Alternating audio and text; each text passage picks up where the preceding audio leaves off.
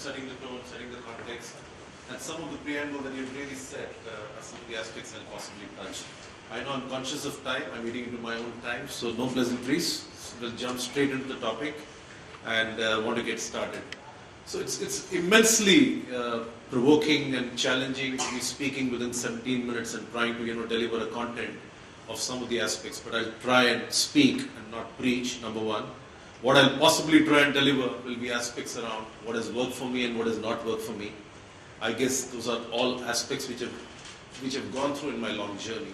So it's going to be more of a practicing manager view rather than a conceptual view of many things that we all have.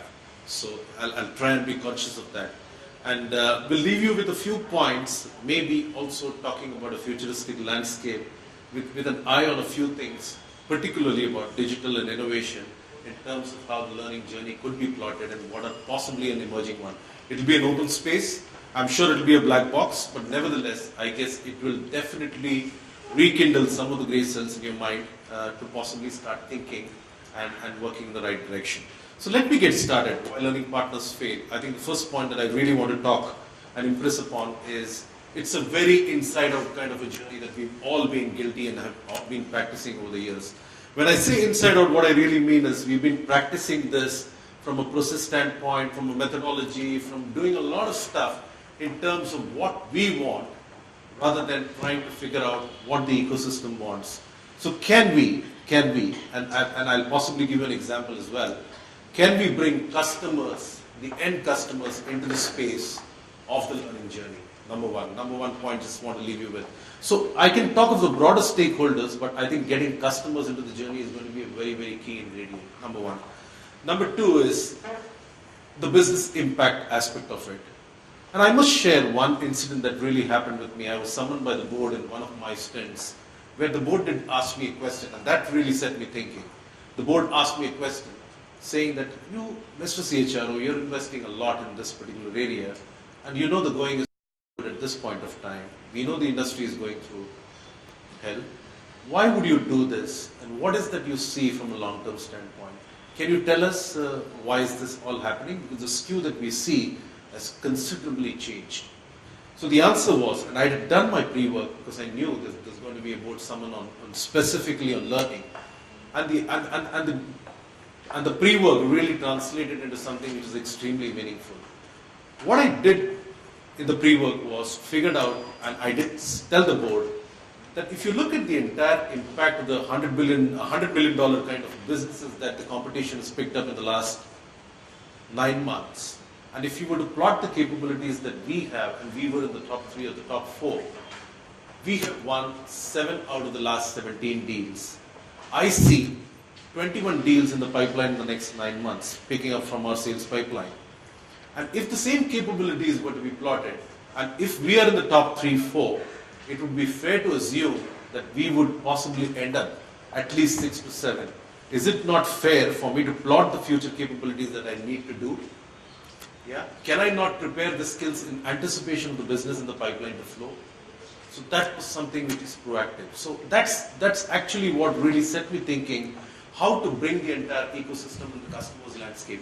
And eventually we did win 6 out of those 21 wins, and the capabilities were plotted at least 2 quarters. So I plotted readiness in anticipation of what needed to be done. So I think this is one area which I want to leave learning partners with. I think while we do a lot of inside out, the outside in view is considerably important. Keep this very strong in mind. Number one, I think the world has shifted considerably, and all of us are talking about, and I'll leave you just with one sentence, move from a teacher-centric model to a learning-centric model. What it really means is let us empower individuals to learn. I think the aspect of coaching, and I'm pleased, I'm happy to see an ICF president sitting here. I think the whole world of empowering individuals to coach is the aspect of moving and empowering individuals to pick up learning. While again we do a lot from an inside-out model and make it very teaching specific, can we really make it learning-centric? I think that's the second point that I want to leave you with. And that's an area where learning partners will need to focus. I'm going to speak about the return on investment, so yeah, I'm glad you touched this. I think 96%, if I remember the percentage that you showed, I think it's very critical. A lot of us do what we do in the space of learning without actually knowing why are we doing this.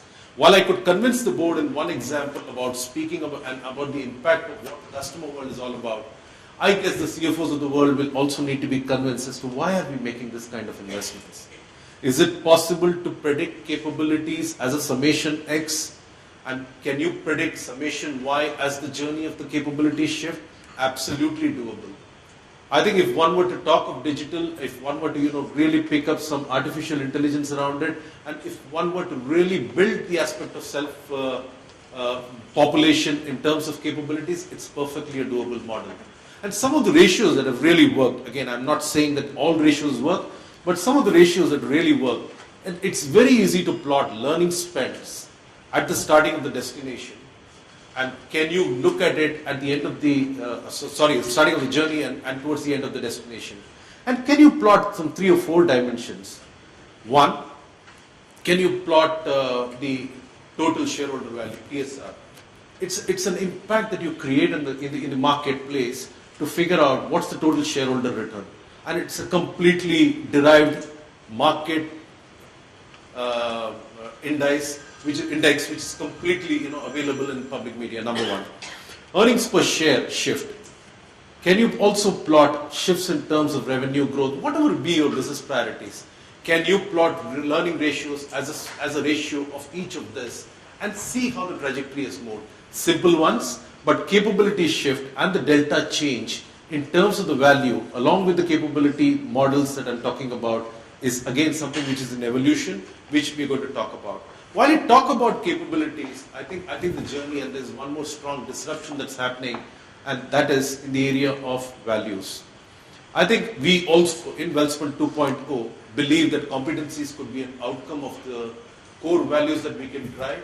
So I think while we do a lot of generic paintbrush across in terms of driving values, should we focus or defocus on competencies? All of us have invested decades of trying to be masters of competencies, and a lot of your learning consultants trying to impart and channelize learning.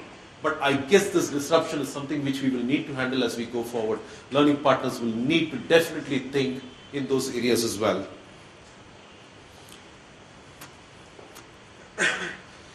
Address the time lag part of it. I guess learning has got to be very real. Learning has got to be very real when I say it's got to be just in time. I think there are 2 parts to it. While I did speak about capability building of the future, I think a lot of readiness in terms of driving learning effectiveness, it's got to be here and right now.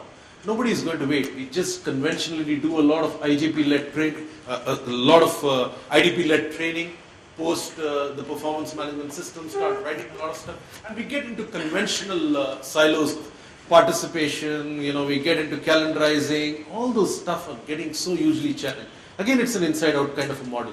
Actually, training and learning needs to be very, very online and just in time. So the aspects of how do we really make it just in time, along with the fact that we also build capabilities of tomorrow, are 2 aspects that both will need to be focused on in terms of learning partners, KRAs in the focus. I think I'm also going to touch upon the aspect of, can learning not be fun? Of course it can be fun. And why do we make learning such a serious business?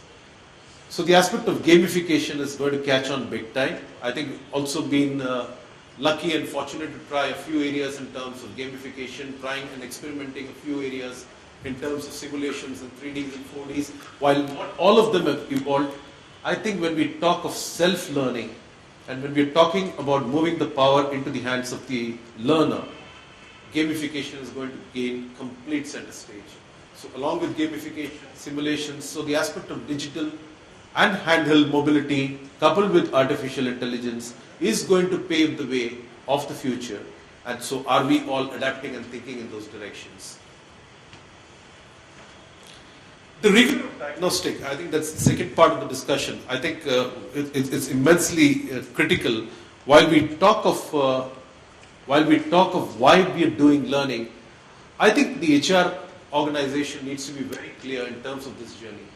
While a lot would get done conventionally, the aspect of what really is the current state and what is that we are going to deliver at the end state needs to be converted into a considerable amount of predictives. I think learning as a predictive is going to be and with analytics in place and big data making a lot of dent, this is going to be possible. We're possibly thinking, how is it going to happen? I've successfully tried in the area of talent acquisition, and it has given me very rich dividends. I'm thinking, can I not do this in the area of learning as well? So learning predictives is something which I would definitely say is a conscious movement. How would we do it? I think I'm just going to use and piggyback on the example of an attrition to predictive, just to explain this a little better, because that's something which has worked. I always used to talk of attrition management in most of the the management team meetings. I shifted this meeting where I started working on big data and analytics and converted this entire discussion to predictive attrition. It was a huge interest. I did say, and I did confess, that this could be at about a 70% probability or an 80% probability. I'm not perfect. But nevertheless, I think businesses were extremely keen to understand what is that's going to hit from an attrition standpoint in the next 2 quarters, and how do I prepare them today so that I don't land in that situation and don't worry about the postmortem. Why I'm bringing in attrition, predictive attrition here, I think a lot of pressure will be in terms of when you create talent and when you create learning efficiencies in the organization, you're going to lose a lot of talent as well. And you're going to hire a lot of backfill which will not be ready-made talent. I think you've got to be very, very clear about predictive learnings along with predictive attrition as well, which comes in as a very, very strong coupling from a business effectiveness standpoint. Just want to leave that point also with you.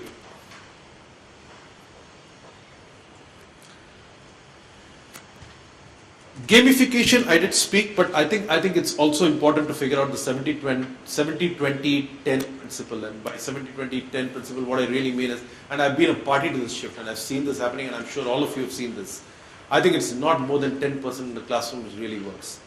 I think we are trying to do a power talk here, so it's possibly holding out. But I guess anything which you try to do as a monologue in a classroom will never work. I think all of us have moved, and the attention spans are so very limited. I think the aspect of not focusing more than 10% in a classroom is really the shift that one would need to take. And have I been successful? I would claim I have come closer to about 20 to 25%. I've still not. It's an ambition to be there, but I guess the next 15-20%, which is still a gap, will need to be done. And I run a brick and mortar business right now, having moved from the services, so it's an area where I can move it from a productivity to an excellent stage. And these are opportunities which one could really harp on.